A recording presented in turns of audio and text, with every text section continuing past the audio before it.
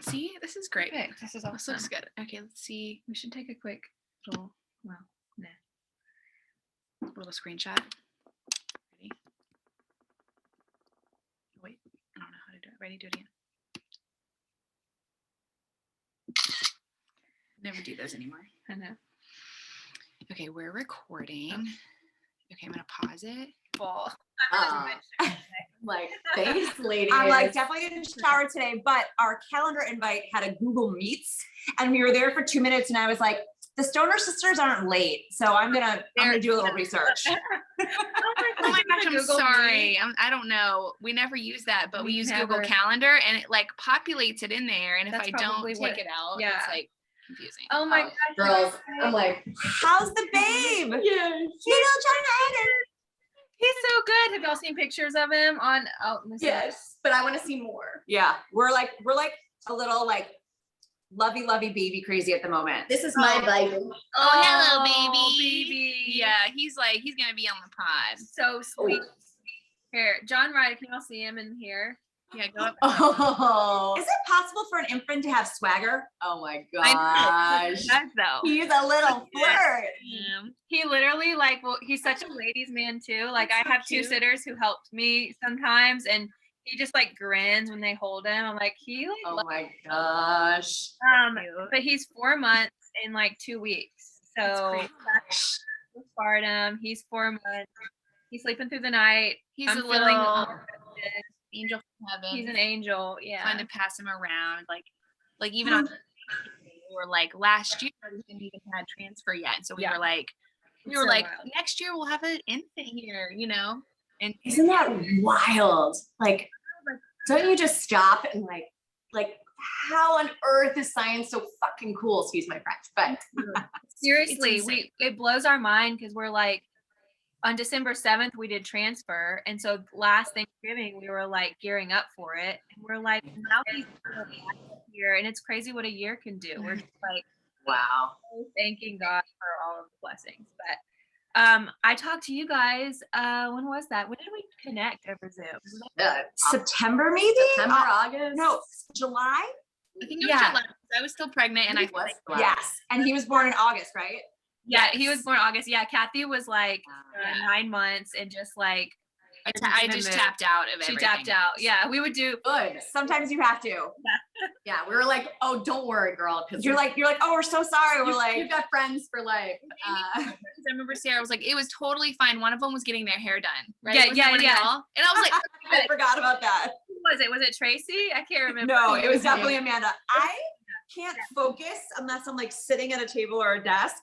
And this one did like a live Instagram live from Sloan Kettering. And I'm like, what is going on? I love that. Multitasking. I love it so much. I told them when we got off the phone, I was like, you're going to love them. They're like, so our kind of people. So one of them oils in her hair. So fun. I was like, do y'all want to see what I look like? And I was going to say, Kathy, how was the move? Sarah moved. Sarah moved. You guys, well, right now we're at Kathy's house. She lives in Franklin. I still live in downtown Nashville. We haven't moved yet. We sold our house and we don't move until March. Our renters are letting us rent back, which the Nashville real estate market is so insane. Yeah. But, we had to like paint our walls and get our house ready to sell. So like the whole podcast studio went into a storage closet. We moved it to Kathy's house. We have the sign here somewhere. We just haven't figured out how to fit it in our tiny little plus area. Life is just wild right now. We were like, God, we want them to come to Nashville, but it's like we're in chaos. We're in chaos. No, we've been living in chaos. I feel like for the last 18 months also, and we want to come, make it count, do a little work moment, but also have a little bit of fun. And honestly, we're so into you guys. Yeah, in the spring in Nashville is so fun. Like the rooftop bars. Not that we're just gonna the whole time, but I've never been to Nashville. We're excited. It's been a while for me, so okay, we're gonna do it. Hi. I'm so glad that you can join us. This is so fun. We've wanted on the podcast for a while, so we usually keep our episodes an hour. Well, we've been trying to do them like 40 minutes or so, a little shorter, but if it goes closer to an hour with you guys. Like we're totally over an hour. like we don't have we also have an editor, so if there's anything that we want to edit out, we can do that too. Amazing. And I do have a call at 1 Central, so That's perfect. I'll scoot out if we're not done yet. We'll be if we're not done, you can scoot out. I have a hard stop at 1:15, so we want to make sure we get all of the good stuff in the podcast. But and before we start, can you hear us clearly? You guys are breaking up a little bit. As long as it's fine on your side, we're cool. I mean, I hear you well. I don't know. You sound really good. Y'all too. Yeah, you guys sound great. Are we recording with Anchor too right now? We can't. I won't pick their. Okay, Remember we tried with Lauren and it. No, you guys sound great. Are we like freezing? They did that. No, you guys are dropping like every 5th word, but as long as it's recording fine, I can understand you. Yeah. Perfect. Okay. Well, we think I'm gonna record it on my phone too. Okay. With Anchor, just in case. Okay. We're gonna do nothing. No, don't do anything. Don't do anything. We're here. It's on us. All the technical issues. That's not where our strengths lie, but luckily we have a good editor. Yes. Okay, so when Kathy gets her phone rolling, we can just go ahead and start. I'm so Yep, and I'm gonna make sure that the Google Meet thing is done also. Okay. Also, this picture that you have is I'm obsessed. fire. Fight like a girl. Yeah. I think it's fine. I know for sure. What picture? Oh, the fight like a girl. Oh no. See. Oh, I love it. That was my divorce present to myself. Oh, congratulations. Congratulations. It was a few years ago, but I figured I should get something pretty out of it. I love it. 100%. So before we introduce you guys live in the same town, right? Or you guys just So we are living in Austin. Okay. Tracy still has residence in New York, but I am Austin bound for the most part. so you can always say Austin. You could say Austin and New York. And New York is cool. Say Austin in New York. I feel like Tracy, you were in New York when we Zoomed last, right? Mm-hmm. Yeah, I love. Yeah, we bounce back and forth. We basically have a home share that either we're both in the same place or we're separate. Sometimes I'm in Texas, she's in New York, vice versa. Yeah. 2 single girls, 2 homes, and you'll figure out where you end up. Like the holiday in real life. I know. Exactly.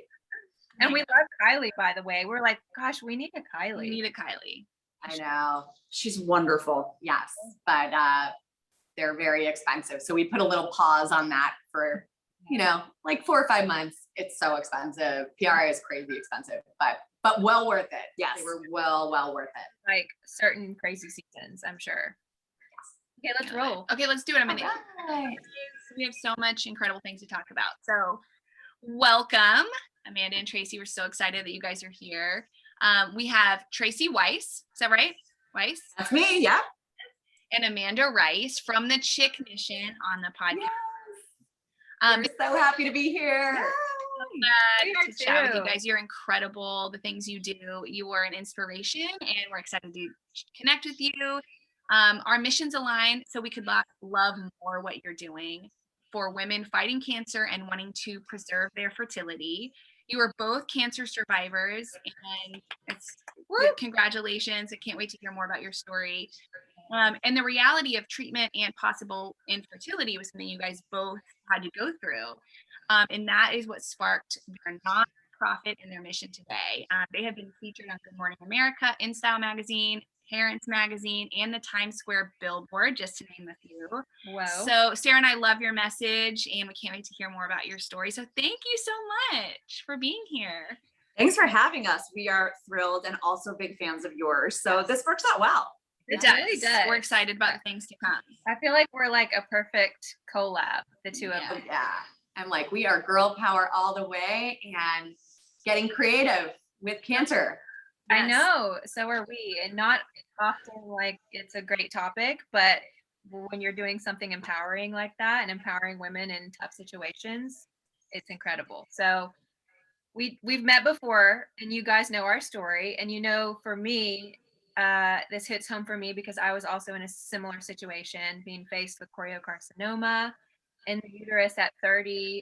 And for me, we didn't really have time to talk about fertility preservation until I was in remission, but a lot of women do have a chance to talk about it, or maybe we do have more time to talk about it before you start treatment. So before we get into the Chick Mission and kind of what sparked the passion to start that, to start your nonprofit, I want to hear from both of you, because you're both cancer survivors. You're both incredible women. You're a force to be reckoned with. So Amanda, why don't we start with you, founder of the Chick Mission? You're a cancer survivor. We want to hear a little bit about your story, about your journey with cancer, and just kind of what started it all. Yeah, and I, like you guys, was diagnosed in my 30s. I was a little bit older, but back in 2014 was my first diagnosis, and it was breast cancer.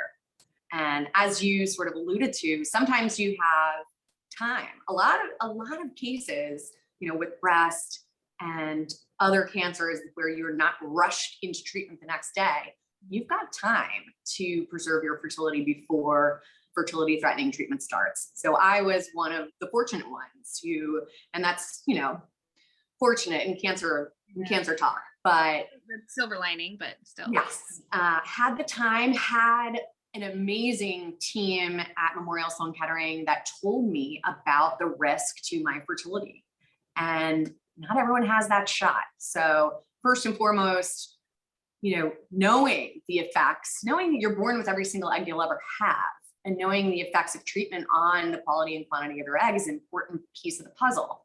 And then having the opportunity to go through a cycle of stimulation and egg retrieval, that's a couple of weeks of time. So if you have a couple of weeks in between diagnosis and treatment starting, then, and it can also come up with the money, which is the real big asterisk on this story.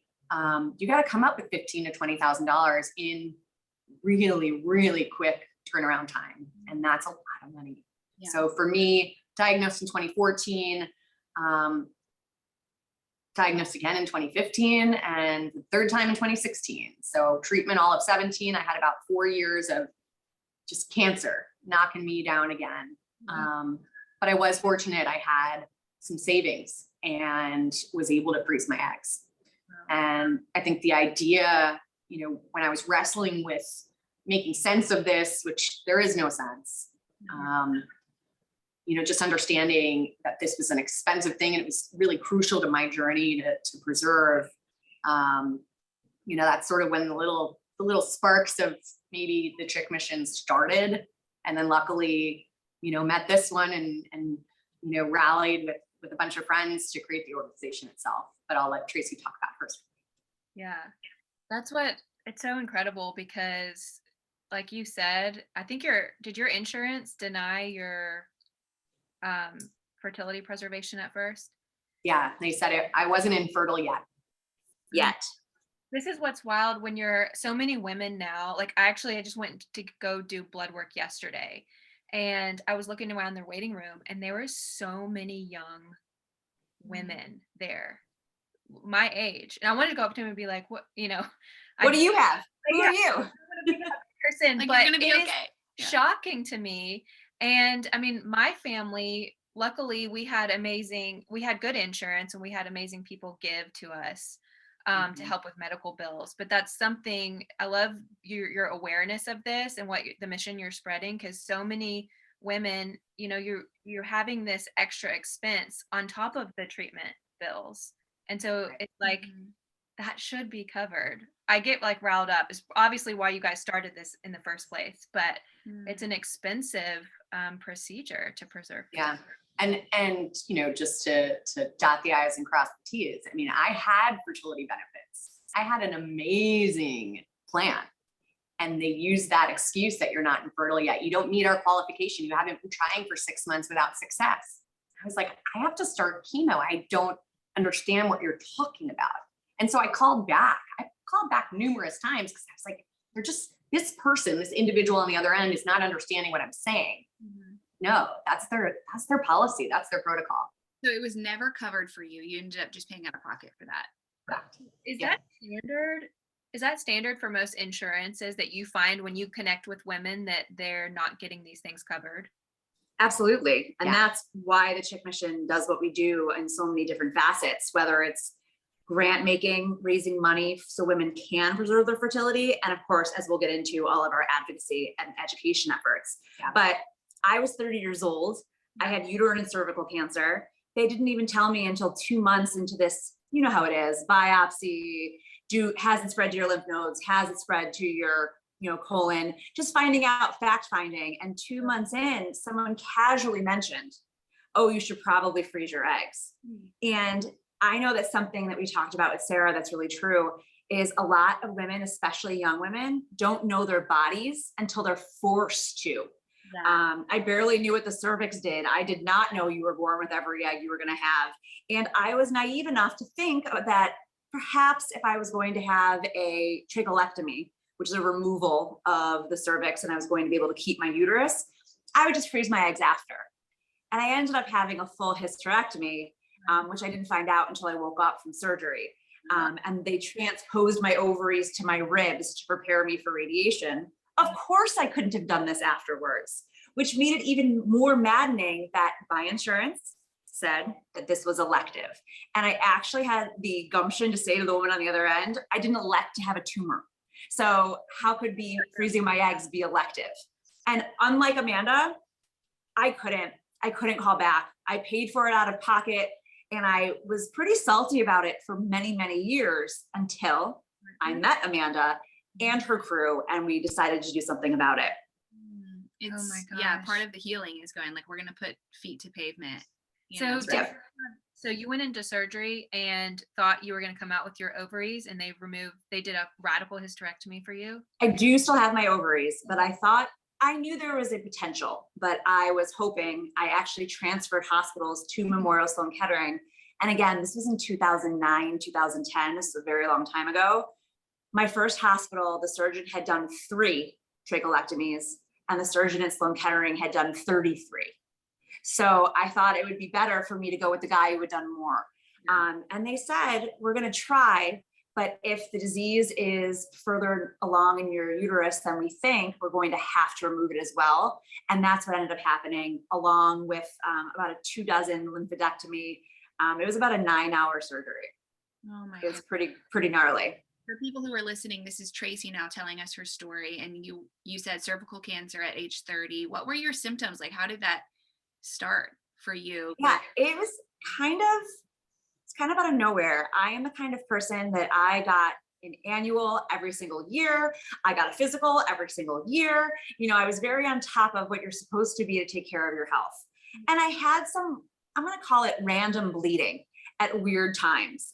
Sometimes after sex, sometimes, Amanda's going to laugh, I have a lot of digestive issues. So sometimes the club. yeah. Everyone listening nodded. Yeah. Everyone, I know. same.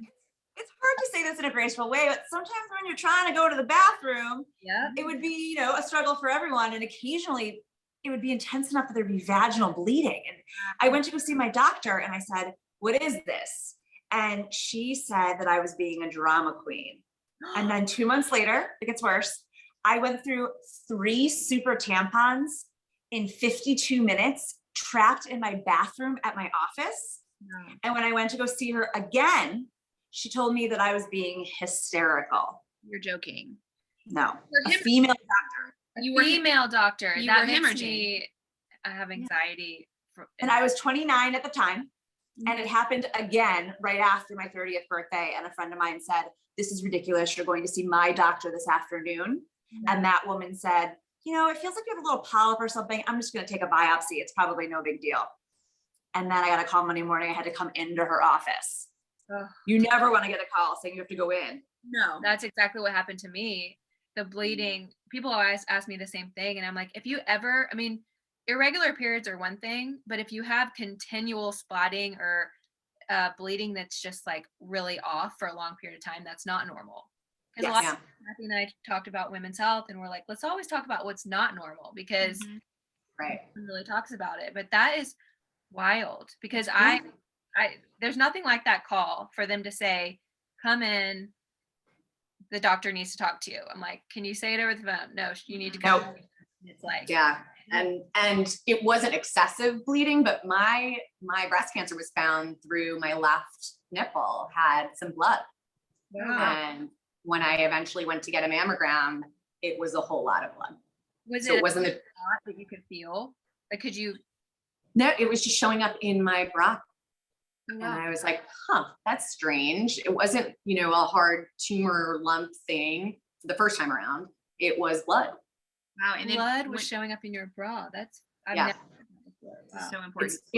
It's one of, the top 10 most common, but the most you hear about. That's why I always talk about it. I mean, I was like ashamed and grossed out, but it was my body telling me something was up, just like your bodies were telling you. And at the end of the day, I respect my body and I listen to it, and it is telling me something, each of these times. So, And that's something I think the four of us have in common. It's advocating for your own health. And I think that there's so many times women in particular are dismissed, that we're making a mountain out of a molehill or whatever that terrible saying is. But there's something wrong. And it doesn't matter that my paps every year were clean. There was something wrong. Yours were as well. So what's interesting is I had a regular pap in May. Everything was great, perfect. I felt good. I started bleeding in June and I was diagnosed in July. So I'm like, 8 weeks prior, I left the OB's office and I was perfect. you're like, yay. And I had found out later that choriocarcinoma doesn't show up on a pap. Yep. It wasn't until I talked to Kathy. We obviously are like each other's best friends. I was having like weird symptoms and I called her. I was the kind of person like you, Tracy, who didn't even like, if you showed me a diagram of woman's like pelvic area, I wouldn't even know really what a fallopian tube was. Yeah. And then luckily Kathy, I was telling her symptoms. She was like, you need to go to the doctor. She'd had miscarriages before and kind of knew a little bit more. I mean, she's in women's health and knows more about the body. But that's why we always advocate for people to just talk to each other and people listening, even hearing y'all's stories. You just never know. Like, I think just to hear symptoms and other people's stories, kind of, you never know who it's going to help. So tell us about, we would love to know now how you guys connected, and tell us about the Chick Mission. What is the Chick Mission? How did it get started? Yeah, I mean, it's basically an FU to somebody who said, we're not covering your fertility preservation. That's what it is. I was so furious. And at this point, cancer was now my lingo. I wasn't overwhelmed by what chemo was versus radiation. I wasn't looking for doctors. She had already done this twice. Been there, done that. So at this point in time, I was like, what the actual F is going on? Like, how could someone deny this when they know, wholeheartedly that I will be infertile after treatment?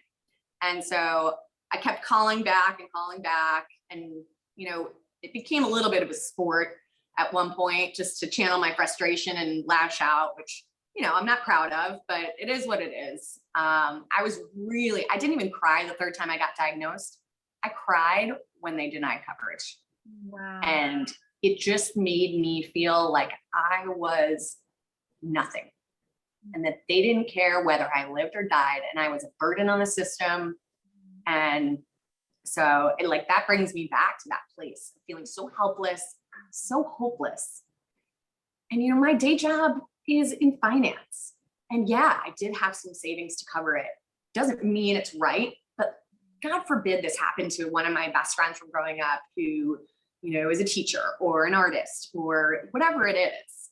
This is expensive, and this is not elective, as we all know. So at this point, there was a whole lot of treatment ahead and a lot of waiting around. And I ordered Nonprofits for Dummies and had volunteered at a cancer charity and gotten involved in raising money for, a young adult focused cancer charity, and was like, you know what? I know a lot of wealthy people. I know people who will stand up for this injustice. I know a lot of strong women. And I was on a hike mentally preparing for treatment, and the name Chick Mission came to me. And I literally sprinted home after, it was like 15, 16 miles. I think the last 2 or 3 miles I ran because I was so excited to see if this domain name was taken or not. Which by the way, I cannot believe in 2016, 2017, it wasn't. I know. I, It is a Todd thing. It was You are meant for you. It was Yes. meant for you. I bought all of them and, you know, came home, chatted about the idea with my mom, who was there every step of the way with me, chatted about it with one of my best friends who literally were prepping. She was, you know, she treated me to a pedicure. We talked about the mission. She's like, I'm in.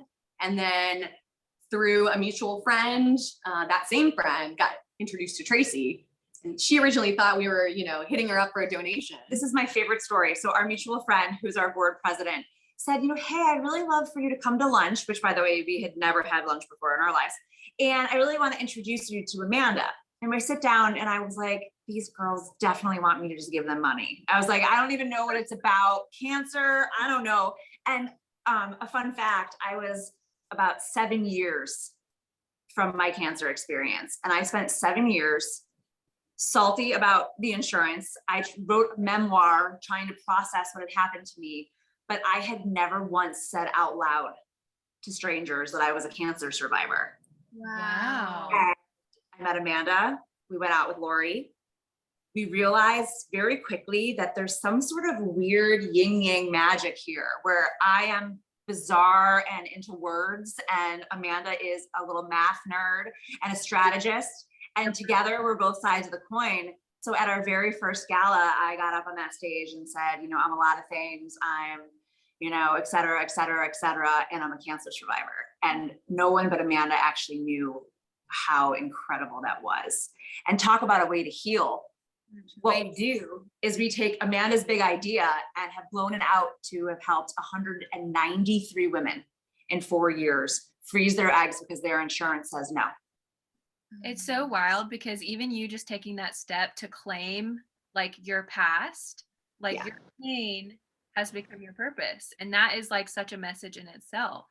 Absolutely. You know, in that first lunch meeting that she was a cancer survivor? You did. Yes, Okay. I did. Gotcha. And, but, you know, unbeknownst to her, I mean, the minute, I think we were 5 or 6 minutes into our lunch and I was like, I'm sorry, but you have to join our board. Like, we're having our first board meeting after my treatment's over in November. Like, you need to show up. And I did. And it was early. Mm. It's very early in the morning. Very early in the morning. Bring Wait, coffee. Before we move on, so how long have you each been cancer free? We didn't say that at the beginning. So How long? I finished radiation at the beginning of November 2017. Okay. So I sort of say I'm cancer free from my first scan in 2018. I don't know. Like I never know because I never really like rung the bell or had the milestone. So I kind of feel like my first clean scan, which was February of 2018. So about almost 4 years out. It's amazing. And if we're talking post-surgery for me, this January will start my 12th year cancer-free. It's Yeah. amazing. I think that's nice to hear. And like when I was in the thick of it, y'all probably both feel like this. It was nice to hear people that were just on the other side and doing amazing things. It kind of gives you that like, all right, people have lives after this, you know? Yeah. You know what? I hate to be a downer, but my experience was so long ago. I didn't know anyone who was my age and had cancer. I had one friend who, when she was 16, was diagnosed with osteosarcoma and she died. And that was the only cancer story I had to work from in 2009. It's terrifying. I know, which is probably says a lot about how you kept it inside. I mean, Yeah. there's that fear. I mean, I even still struggle with this, 3 or 4 years out, where it's like sometimes even uttering the fact that I had a cancer journey is like I had to like kind of free myself from that label and have it mean more like it's an empowering thing versus like a scary thing. For a long time when I was first diagnosed, I was like, I don't want this to be a part of my story. I don't want this to be my identity. I don't want to be a cancer person. I don't want to be like, I had all these other things. And so I always feel like that's important when I talk to women, and you guys probably feel the same, that it's an important part of your story because you have strength and your purpose and you're a survivor, but it's not who you are. And I still struggle with that. I have to like remove myself from that being all I see. Right. And how I see it is it gives us all a different lens. You're able to see the world a little bit differently and your contribution to the world a little bit differently because you've had this experience. It helps make you who you are. You know, we're all a sum of our experiences, but it's not all that you are. Exactly. Oh, I love that so much. Okay. So the Chick Mission, you guys, so at the beginning of 2021, it's wild that we're about to be at 2022. I know. Crazy. Was incredible, but also like, where did it go? So the Chick Mission set a goal to provide Hope Scholarship grants to 200 women wishing to preserve their fertility ahead of cancer treatment. Can you tell us a little bit about that? Yeah, so, you know, our original board meeting, as I mentioned, was November of 17. We gave our first grant in March of 20, or actually no, Valentine's Day of 2018. So that will always, it was a little ahead of schedule and we were like, you know what, we're ready. We've got the dollars, we've got the infrastructure, we're ready. So that was our first grant. And it took us about, call it 2.5 years to get to 100 patients. And that happened at the very end of 2019 or 2020, excuse me. Despite pandemic, which obviously had a huge hit on our fundraising, and most of our events were in person. So we still managed to reach patients, help them in real time in their time of need, and hit 100 at the end of 2020. And so when we started 2021, we said, you know what? We're overachievers. Like, let's go for it. Let's try our very hardest to put our heads down, get creative, collaborate with people, get the word out, and let's match that. So let's get to 200 by the year end, which we're at 193. We've got 7 more to go. No, sorry, spoiler alert earlier. I didn't realize.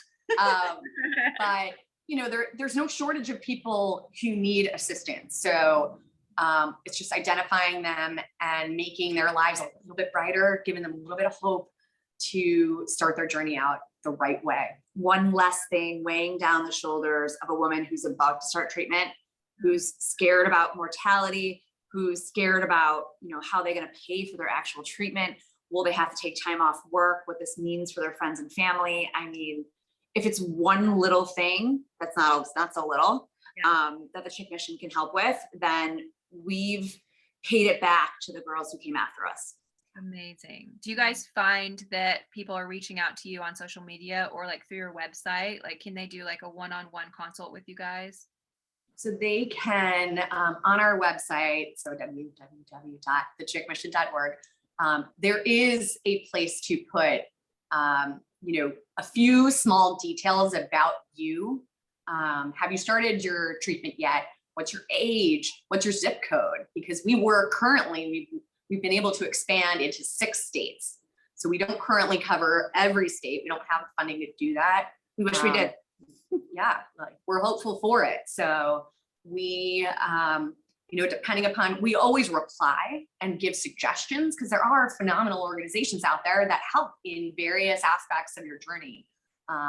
Cancer and non-cancer specific charities. So we always want to be that ray of hope, right? And they are need-based, but I think we're pretty generous with our parameters. It's young adults, 18 to 40, women who are diagnosed with any type of cancer who haven't started fertility threatening treatment yet.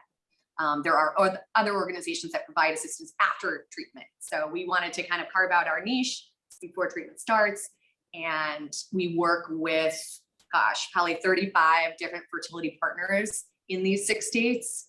And we reimburse the practice. So the patient never really has to go out of pocket. They waive the initial consult fee. That's part of the deal with being a Chick Mission partner. And they include a year of storage, which is also important. And that's why we're talking about people reaching out, you know, on the internet and through social media. We want to quickly find out, A, if you're a candidate, even to apply for our grant program, and B, if you're geographically in a place where we can help you. So a lot of people will be like, I filled out your application. We're like, no, it's not an application. We just want to know more about you in order to get you to the right place at the right time as speedily as we can, because the application comes through the fertility partner. Right. So No, okay. it's important to know. Yeah. And just so we're all crystal clear, we were trying when we were coming up with this, let's streamline this. Everybody needs an answer like ASAP. We don't want to be like in the HIPAA, like in a HIPAA headlights, you know, I'm scared to death of that. We're not So, doctors. We just play one on podcasts. Yeah. Yeah. So, we just have a lot of experience, personal experience. Yeah, Kathy. But the doctors, you guys know, like the fertility specialists talk to the oncologist before you start fertility. We don't want to be the intermediary. We don't want to be the bottleneck. So somebody comes through the website, we say, where do you live? Are you in one of the states where we work? Here are the, 6, 7, 8, 12 different fertility specialists that we work with. You decide. Decide. That's important to know for somebody listening. You guys connect the right people with the right people. Correct. Because at the end of the day, we've both been in the seat where cancer takes away all of your choices. You didn't decide to get sick. You don't want to do this. You don't want to have to do this. And if there's one person who says, hey, you can see practice 1, 2, or 3, whoever feels the best for you, it's a way to get a little bit of control in a world of chaos. You can go see 3 of them and decide, because you guys to be voices and advocates for these patients, because you've been in those shoes. I remember feeling like I can't even have like a straight thought. Like I don't know where to go. I mean, Kathy and I talked to women where they're like fear, when fear clouds your head and you just don't know, you don't even know what pieces to put together. Yeah, like someone tell me what's next. Yeah. Exactly. Tell me what to do. Yeah. I remember my oncologist giving me choices. I'm like, no, I don't want choices. Just tell me what to do. I remember after my surgery, they're like, we took out 26 lymph nodes and we've gotten rid of all the microscopic cancer. Do you want radiation? And I was like, do you want? And I was like, do I get to pick? A, I'm barely 30 years old. B, again, not a doctor. C, do you think I need radiation? And he said, it could go either way. So however you want to do it. And I was like, no, then? And just kind of waited for someone to call me back and be like, just kidding, you have to do it. Oh, I mean, to not be comical about that, like that's a real issue, but like, honestly, it's laughable that it's like, of course it is. Oh my I don't gosh, want radiation, but that oh is my even gosh. a question. So No. you guys are, fundraising and helping women get grants. And you guys are also just advocating for insurance companies, right, to start covering these costs, which is crazy. Yes. So are you seeing that? I know that you've told us that's one of your big goals is to get all 50 states, but tell us about that. Like, are you seeing that change in the insurance companies? It's just baffling to me. Yeah. So it's not a decision by the insurance companies, because if it was up to them, they wouldn't cover any of it. They would say no, and then wait to see what happens. We don't want to cover this. What happens is, and not to laugh about it because it's infuriating, science has caught up to present day young adult cancer, right? And it's pennies on the dollar for the insurance companies to pay out on fertility preservation now versus trying to spend hundreds of thousands of dollars to get a newly remission cancer patient in her next chapter pregnant. I mean, think about it. If it's a dollar's decision, they're being short-sighted. Yes. Yeah. But it is state by state. The law has to change. So that loophole that they used with me, you're not infertile yet, right? So that's like the current, before any legislation changes, that's the loophole. That's how they get out of paying for it. Was there an age that they had in mind? Was there like an age? They probably wanted her to try for like 6 months. Yes. Yeah. So they would have said, if you're under 35, you have to try for 12 months without success, right? The old infertility definition. Okay. And over 35, it's 6 months. So that was crazy because. Can you even imagine her walking into Sloan Kettering and saying, hi, I have breast cancer for the second time, but I'm going to try and get pregnant over the next 6 months. So I could then maybe get the go ahead to freeze my eggs. But if I do get pregnant, I'll just wait and we'll do chemo and radiation after the baby's born. Yeah. What? Maybe when it's not stage 1 anymore. Maybe when it's, a much later stage cancer. Right. That's find that's a good, yeah, that's good for the patient. That's Yeah. And yeah, Cool. So, so it actually, when I was being treated, I was living in Connecticut at the time, and there was a survivor who reached out to her local representative, and he was also a cancer survivor. And that's where this first my first observation of actually something, that made sense to me was happening legislatively. I'm a finance girl, as we alluded to earlier. I haven't studied how a bill becomes a law in a very long time. So I did follow along. I did write a letter about my journey that felt really good. Who knows if anybody ever read it, but hey, it made me feel better.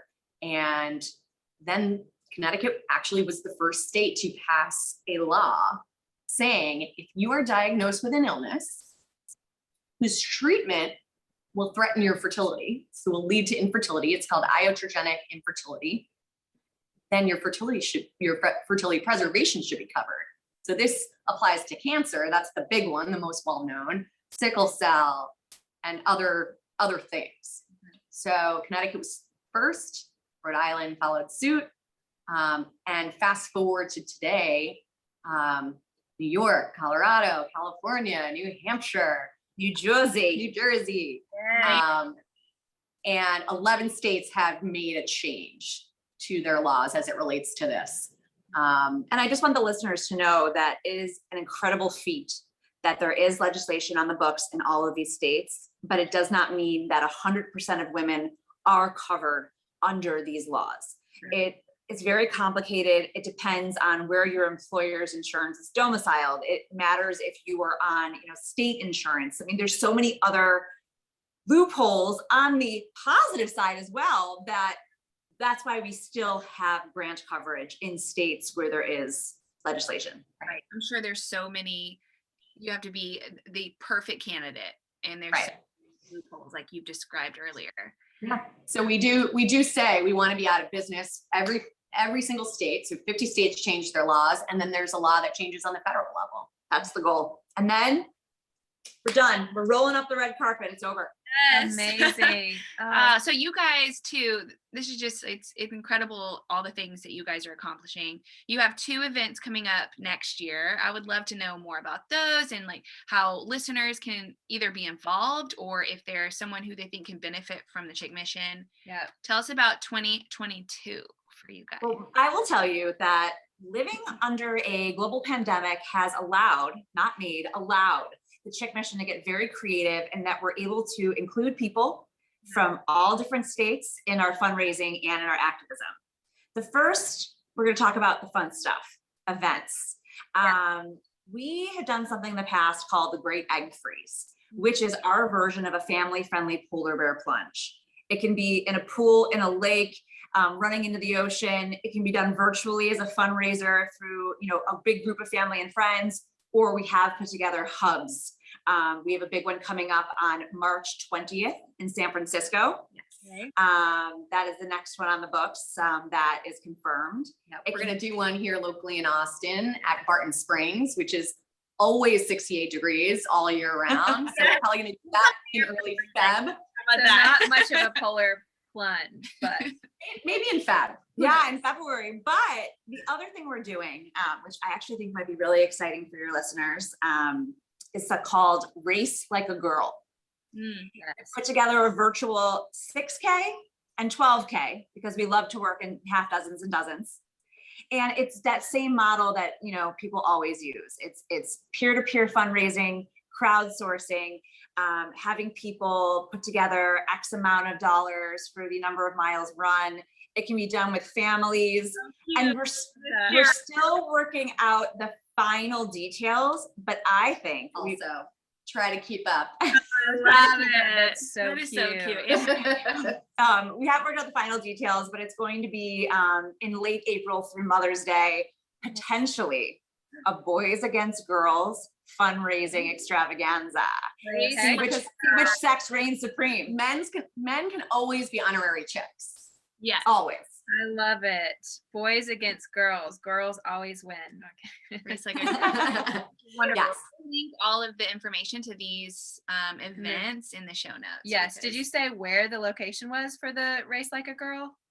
It's virtual. So you can put it together in any place, including Nashville, Tennessee. Ooh, we can come to Nashville and do our own Race Like a Girl. Wink, wink. I love Yes, it. listeners, Let's do you'll it. have to stay tuned Let's for our plan spring, it now. spring We collab plans. We With the did one in New York City last year, and we're going to do one again there. And then it just depends. You know, we have so many supporters around the country, and people get jazzed. Like, you know, this T-shirt's really cute, and it's just fun.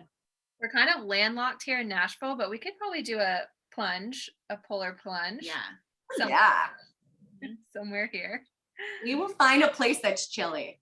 Yeah. Yeah. And I was going to say, I know this is kind of a duh statement, but if you follow us on Instagram at Chick Mission, so many of these events, so many of these initiatives, you know, they all roll on all the social media, Facebook, Twitter. We're not on TikTok quite as of yet, because nobody wants to allow me to have a video camera and like just get weird. Oh wait, I want to see you guys both try the TikTok. If y'all do it, we will attempt. I know. We feel like we've missed that. Like, hey, if I'm dared to do anything, I will do it. So there you go. Double dog. Although they did double dog dare me to run the New York City Marathon, should we get a team together? And I can't run for 6 minutes, more or less 26 miles. So it's pretty funny. Oh yeah. I'm not. Patty's more of the long distance runner. I'm like trying to keep all up. right. Somebody has to be in the cheering squad, right? Yes. Someone's got to be in the cheering But I squad. do, yeah.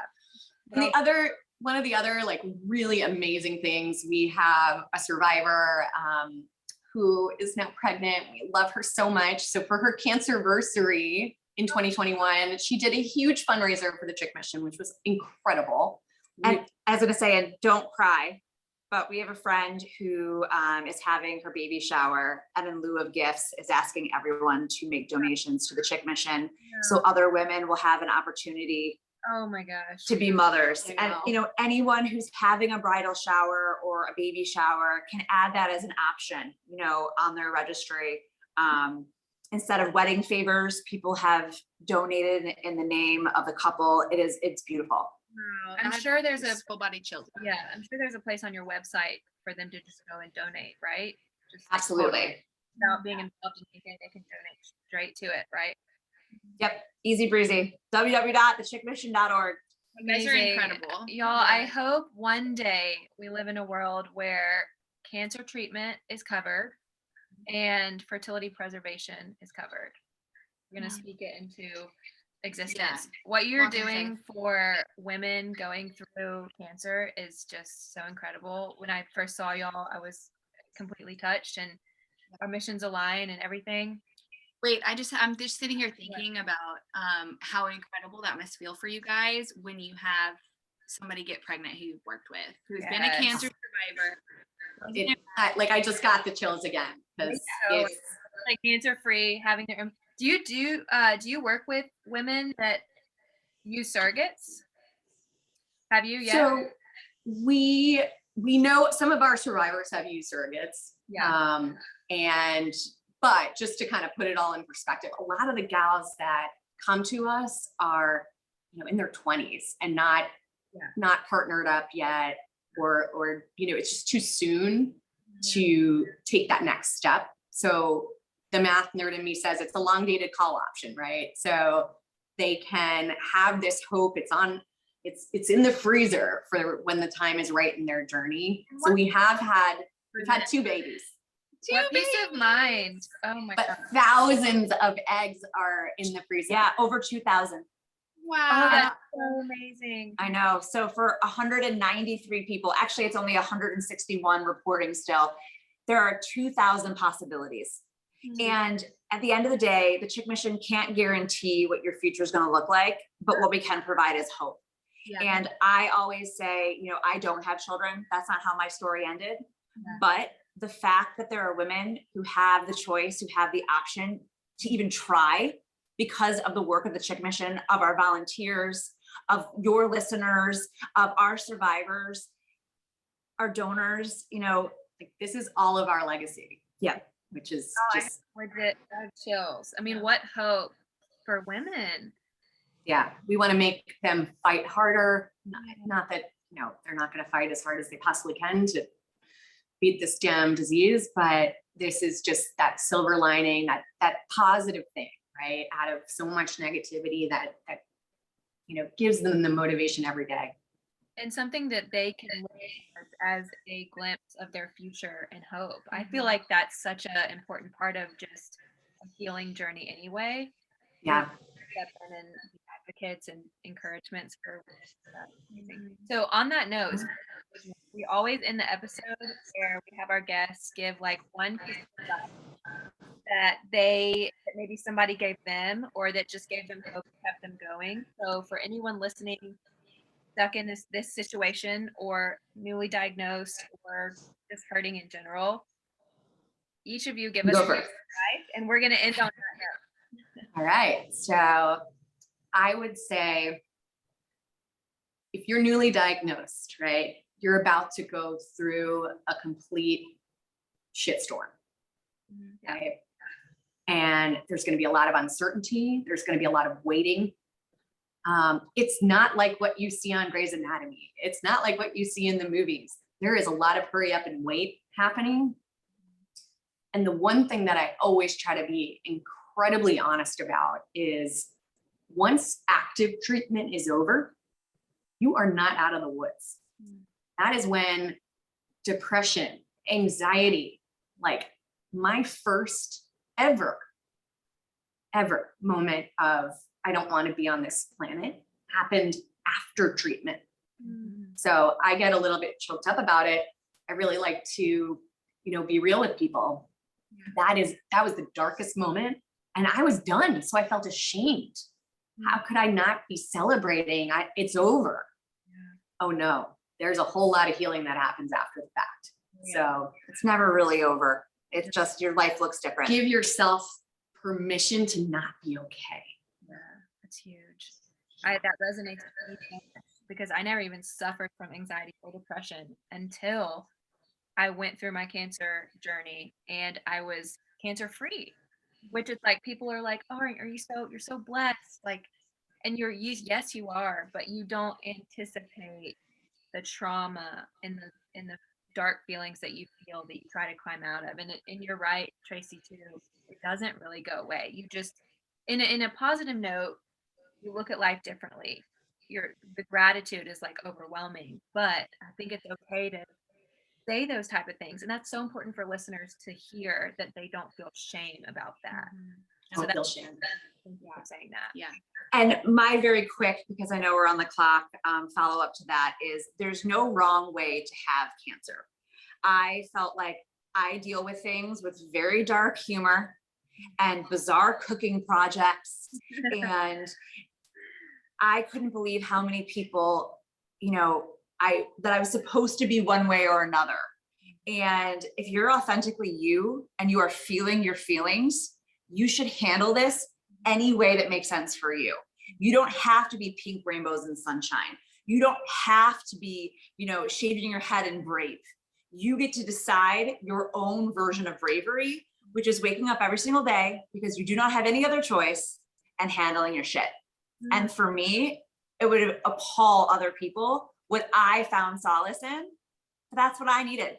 And if you didn't like it, friends and family, then I'll see you when I'm done with this because this is what I need.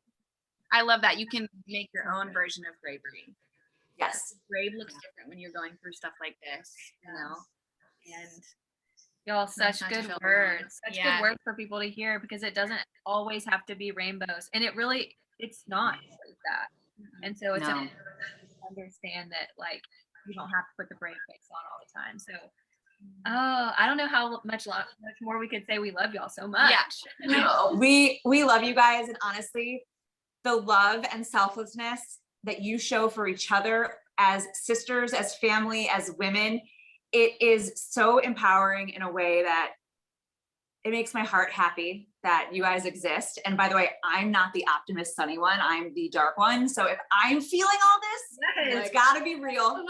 And I can't wait to spend time with you in person and, you know, get to know the ladies behind the incredibly selfless and brave acts that you guys work through every day. That's right. Thank you for your encouragement and your support, and we're excited to collaborate with you guys more. And Yeah, I feel like 2022 is going to be big for the Chick Mission. And same with Talk to Me Sister. So cheering you on. spring Right. to combine our forces. Yeah, spring. Absolutely. You ready? All right, ladies. Okay. Thank you so much. Thanks, Have a y'all. great day. Thank you guys. Bye, guys. Merry everything. Bye. Happy holidays.